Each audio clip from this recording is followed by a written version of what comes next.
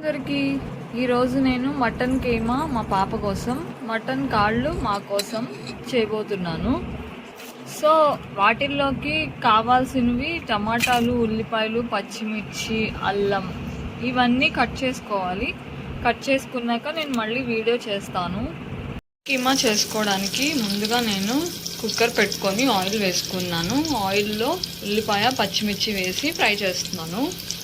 కొంచెం ఫ్రై అయినాక ఇప్పుడు అల్లం వెల్లుల్లి పేస్ట్ యాడ్ చేస్తాను. ఇందాకే ఫ్రెష్గా పట్టుకున్న అల్లం వెల్లుల్లిపాయ పేస్ట్ అనమాట. ఇది కొంచెం వేస్తున్నాను. చిన్నపిల్లలు కాబట్టి మీరు తక్కువ యాడ్ చేసుకోండి. ఒక 1/2 టేబుల్ స్పూన్ అయితే సరిపోతుంది పిల్లల కోసం.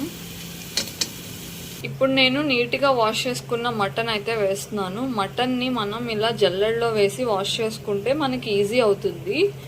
మీరు కూడా ఒకసారి ఇలా ట్రై చేయండి. ఎందుకంటే మామూలుగా నార్మల్గా వాష్ చేస్తుంటే మటన్ పోతుంది కొంచెం. ఇలా వేసామనుకోండి ఓన్లీ వాటర్ పోయి మటన్ ఉంటుంది.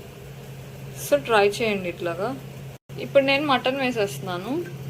వేసాక ఒక 10 నిమిషాలు అలా మటన్ని బాయిల్ చేయాలి, ఎందుకంటే మంచిగా కుక్ అవ్వడానికి. ఇప్పుడు అందులో నేను పసుపు, ఉప్పు వేసాను. ఇప్పుడు నేను కొంచెమే కారం వేసాను, ఎందుకంటే పచ్చిమిర్చి, అల్లం వెల్లుల్లిపాయ వేసాం కదా, కొంచెం వేసుకుంటే సరిపోతుంది. ఇప్పుడు ఇందులో ఒక టమాటా వేసాను. బాగా పండింది వేసుకుంటే చాలా త్వరగా అయిపోతుంది. ఇప్పుడు చిటికెడు ధనియాల పొడి.